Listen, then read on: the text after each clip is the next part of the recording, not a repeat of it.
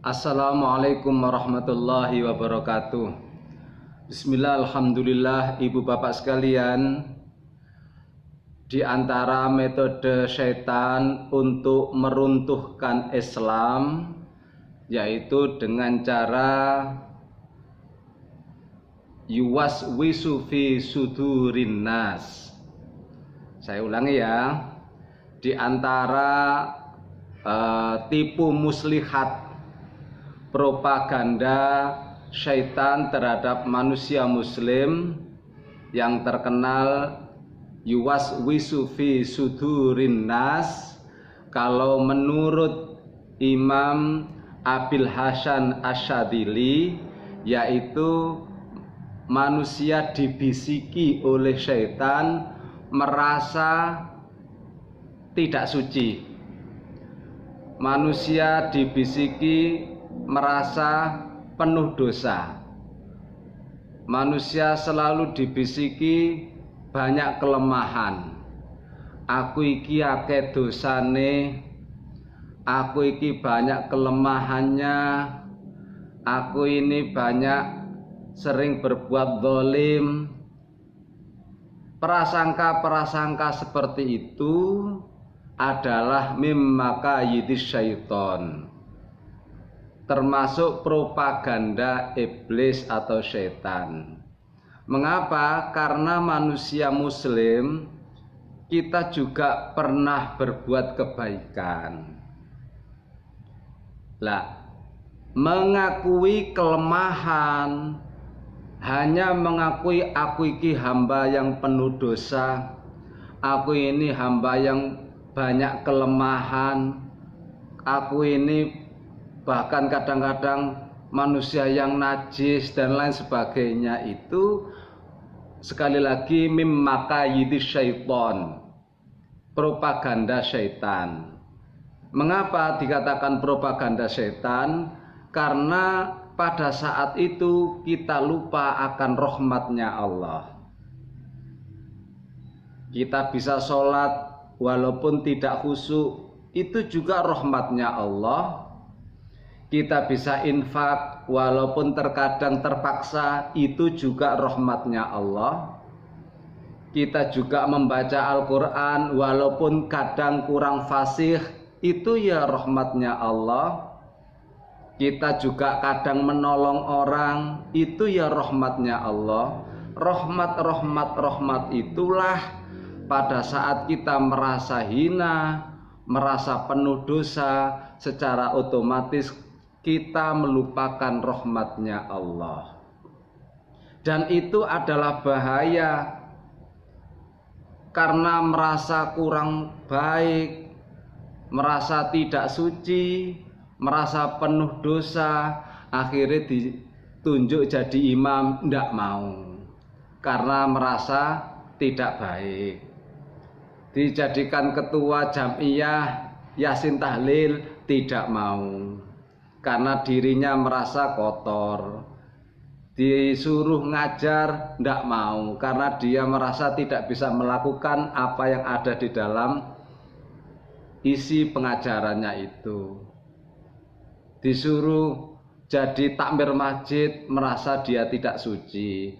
Akhirnya kegiatan-kegiatan Islam itu terbengkelai semuanya gara-gara dirinya merasa tidak suci, dirinya merasa penuh dosa. Akhirnya tidak mau jadi takmir, tidak mau jadi imam, tidak mau jadi apa lagi, ketua Yasin Tahlil, nggak mau ngajar.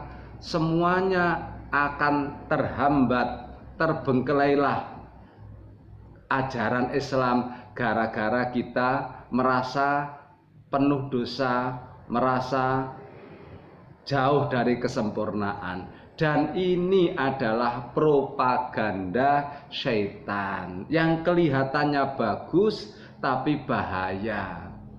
Kalau semuanya merasa tidak suci, merasa kotor, akhirnya dia enggan untuk jadi imam, enggan untuk ngajar. Terus Islam kelanjutannya bagaimana kalau semuanya tidak ada yang mau? Nah ini sekali lagi mimmakayidis syaiton, termasuk bujuk rayu iblis. Ibu bapak sekalian, memang kita ini harus seimbang.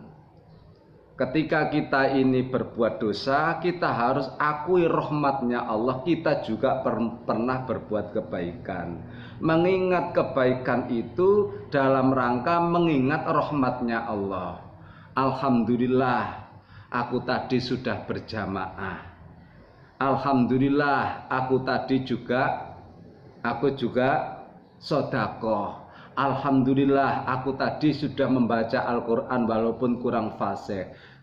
Perbuatan-perbuatan baik itu tidak akan mampu kita laksanakan tanpa rahmatnya Allah Subhanahu wa Ta'ala, dan harus kita syukuri. Mengapa yang kita ingat-ingat hanya kelemahan saja? Saya penuh dosa, saya hamba yang najis, saya hamba yang zalim, saya hamba yang jauh dari kesempurnaan. Pada saat itu Allah pun akan murka dengan kalian. Mengapa kok murka? Karena pada saat itu lupa akan rahmatnya Allah. Seakan-akan Allah mengatakan, kalian kok yang kau utarakan kelemahan-kelemahanmu saja, sementara kelebihan yang dari saya, rahmat saya, kalian tutup-tutupin. Sehingga ibaratnya begitu, ya Allah, kami datang kepadamu terus terang dengan membawa tangan yang penuh dosa. Tapi ya Allah, walaupun tangan kami penuh dosa, kaki kami juga pernah berbuat kebaikan. Dan kebaikan itu tidak akan mampu kami lakukan kalau tidak ada rahmat panjenengan. Sehingga yang kita utarakan bukan kelemahannya saja. Kita harus fair. Kalau kelemahan kita utarakan, maka kita harus menyampaikan kebaikan-kebaikan kita dalam rangka mensyukuri rahmatnya Allah. Sekali lagi, merasa hamba yang penuh dosa, merasa hamba yang jauh dari suci, merasa hamba penuh dari ketidaksempurnaan, bila hanya itu saja yang diingat-ingat, itu berarti kita sudah terkena dengan rayuan iblis. Mengapa? Dengan sikap seperti itu, maka manusia akan enggan jadi imam. Jadikan imam tidak mau karena merasa tidak suci. Suruh ngajar tidak mau karena dia merasa banyak kelemahan. Suruh jadi pimpinan tidak mau karena banyak dosa. Nah kalau semuanya begini, maka runtuhlah Islam di bumi ini. Dan itu adalah bagian dari mimmakayidis syaiton, dari propagandanya iblis. Terima kasih, mohon maaf. Assalamualaikum warahmatullahi wabarakatuh.